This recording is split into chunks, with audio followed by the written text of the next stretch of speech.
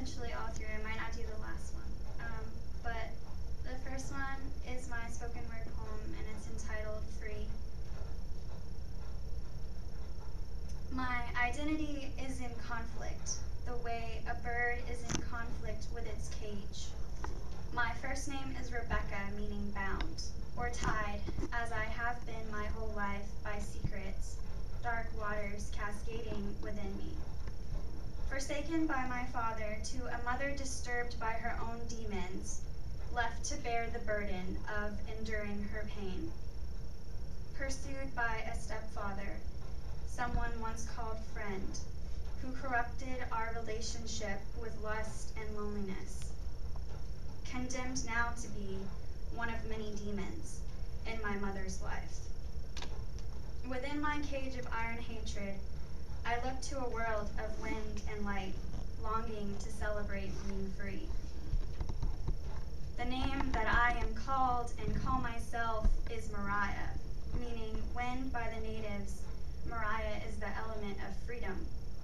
Wind, the invisible force that dances with leaves of illumination, the essence that knows no bounds, the spirit that ripples beneath my skin, waiting to erupt out of the iron bars and into the world of light to rejoin itself, beckons strength within me forward. I'd long thought it others who oppressed me, but I have oppressed myself by bathing in the secrets locked inside. Whispering through the bars like a sea breeze, after so long in captivity of my pain, I escape into the world of wind and light and celebrate being free.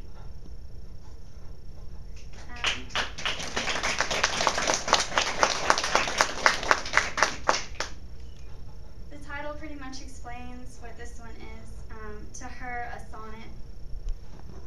I remember sunlight glinting from your eyes as unparalleled to its glimmer on our lake.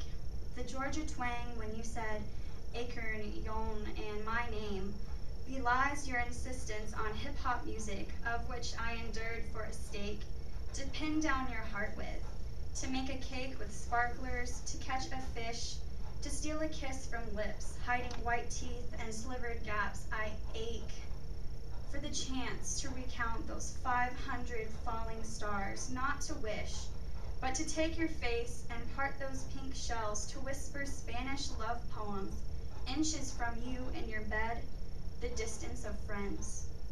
I organized your life, trying to fit in more places than under your bed, in your closet, in the sink as a dish, the ones I washed, to express my dedication, but ends, the fantasy of obtaining an unrequited love.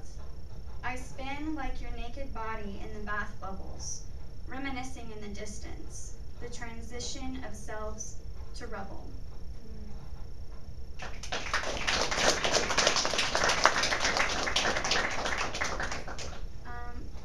I'm going to try to make it through this last one. It's a little hard because it's my elegy.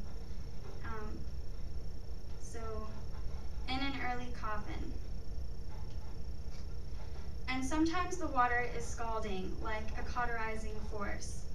And sometimes the water is freezing like the preservation of your face, colored orange and swollen in an early coffin.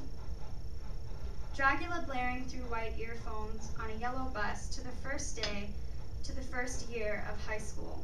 We sat singing for once because you skipped your ADHD medicine and went straight for your 9-leafed friend, the only thing that calmed you enough to stand you. In 7th grade, I danced with you. You told me you didn't know how, but you swayed to those syncopated beats in a country bar, wearing cowboy boots and hat that your father forced you to don, and I laughed at your awkward steps. In 8th grade, you parted with a mini pecan pie, noting it was your favorite. I'll never forget the taste of it.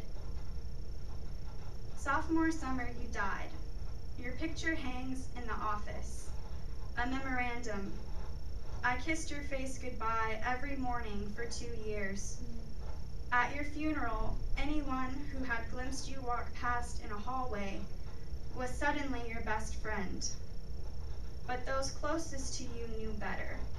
knew the smell of your vomit-inducing feet, the number of freckles on your face, the feel of your brace's lisping spit, all your encompassing and your all-encompassing embrace. The hypocrisy of death is never better expressed than at a high school funeral. And sometimes the water is scalding, like a cauterizing force, and sometimes the water is freezing, like the preservation of your face, colored orange and swollen in an early coffin.